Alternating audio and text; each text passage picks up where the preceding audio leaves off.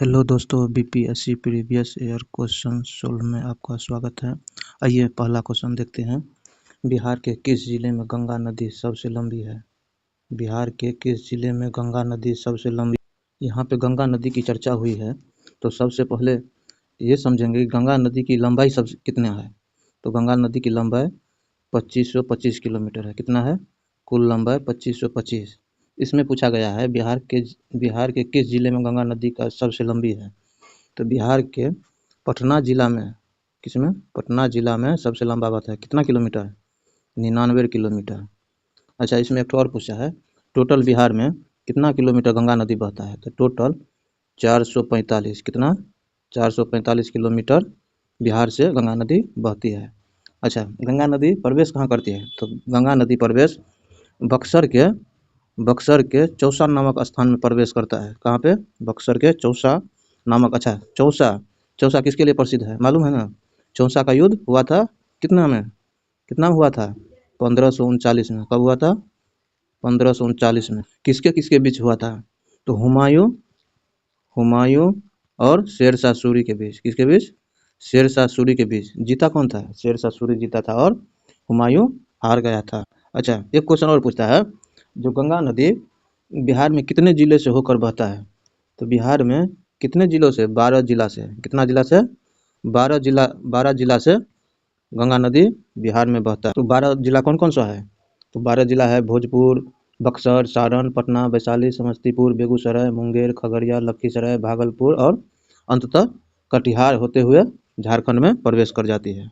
अच्छा, पटना के बाद कौन सा जिला में सबसे ज़्यादा बहता है? तो पटना के बाद होगा भागलपुर में उसके सेकंड नंबर पे है। आइए दूसरा क्वेश्चन देखते हैं। बिहार राज्य में गंगा के किनारे स्थित जिलों की संख्या कितनी है? तो कितनी है? 12 है। कितना है? 12।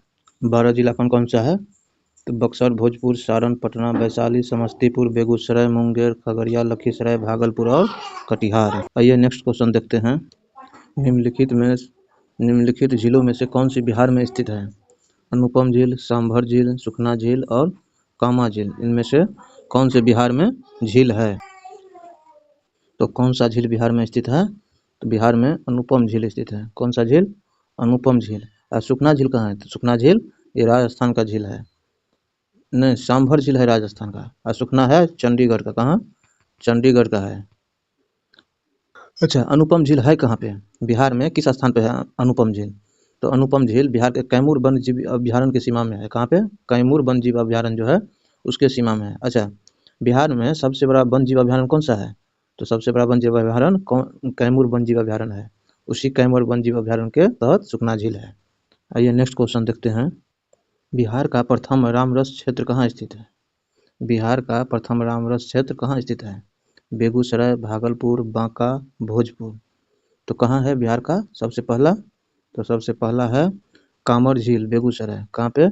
कांवर झील, बेगूसराय बिहार का पहला। अच्छा, बिहार में टोटल कितना रामरस साइट है? टोटल कितना है? तो बिहार में टोटल 6 रामसर साइट है। कितना है? 6। तो कौन कौन सा है 6?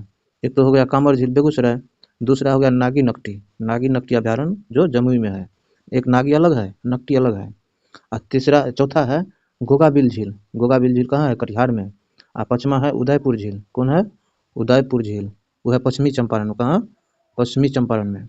और छठा हो गया गोकुल जलाशय कहाँ पे है? बक्सर में। कहाँ पे है? बक्सर में। अच्छा, भारत में टोटल रामरस साइट कितना है? भारत में टोटल कितना है? तो भारत में टोटल है 99। कितना है टोटल रामरस साइट? 99। सबसे नवीनतम वाला कौन है? सबसे नवीनतम वाला है शेखा झील पक्षी अभ्यारण्य। कहाँ पे है? शेखा झील पक्षी अभ्यारण्य यूपी में है, जो सबसे अभी नवीनतम है। टोटल कितना है भारत में? 99। और सबसे ज़्यादा कहाँ पे है? तो सबसे ज़्यादा अभ्यारण्य तमिलनाडु में है। तमिलनाडु में सबसे ज़्यादा देखने को मिलता है रामरस साइट। बिहार में कितना है टोटल? और सबसे प्रथम वाला है बेगूसराय। कौन? कांवर झील, ध्यान रखना है। आइए नेक्स्ट क्वेश्चन देखते हैं। बिहार का पहला रामसर स्थल कौन सा है? तो वही कौन है? कांवर झील। कांवर झील कहाँ है? बेगूसराय में। बेगूसराय में टोटल कितना है बिहार में? तो बिहार में टोटल 6 है। और भारत में कितना है टोटल? तो 99। सबसे ज़्यादा कहाँ है? तमिलनाडु में। सबसे नवीनतम कौन है? शेखा झील पक्षी अभ्यारण्य यूपी, ध्यान रखना है। एशिया की सबसे बड़ी एवं ताज़ा जल वाली गोखुर झील बिहार में कौन सा है? तो एशिया की सबसे बड़ी और ताजे वाली गोकर झील बिहार के है अनुपम झील। कांवर झील कहाँ है? कांवर झील बेगूसराय में है, बेगूसराय में। और कुशेश्वर झील कहाँ है? दरभंगा में, दरभंगा में, बिहार के दरभंगा में, ध्यान रखना है। आइए नेक्स्ट क्वेश्चन देखते हैं। सारण सिंचाई नहर निकलती है, सारण सिंचाई नहर किस नदी से निकलती है? तो सारण सिंचाई नहर, तो सारण सिंचाई नहर निकलती है किस नदी से? तो गंडक नदी से। कहाँ से निकलती है? गंडक नदी से। अच्छा, इसमें एक क्वेश्चन पूछता है, गंडक परियोजना, गंडक परियोजना नहीं सॉरी, सारण सिंचाई नहर कहाँ से निकलती है?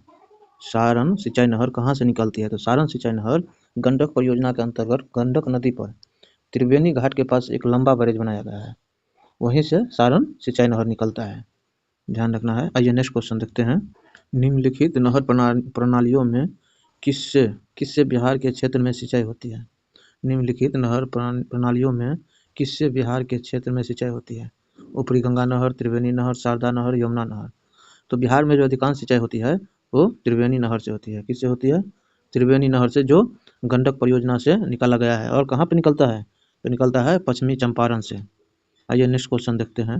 निम्नलिखित में से कौन से समूह की नदियाँ बिहार और उत्तर प्रदेश की सीमा रेखा बनाती है?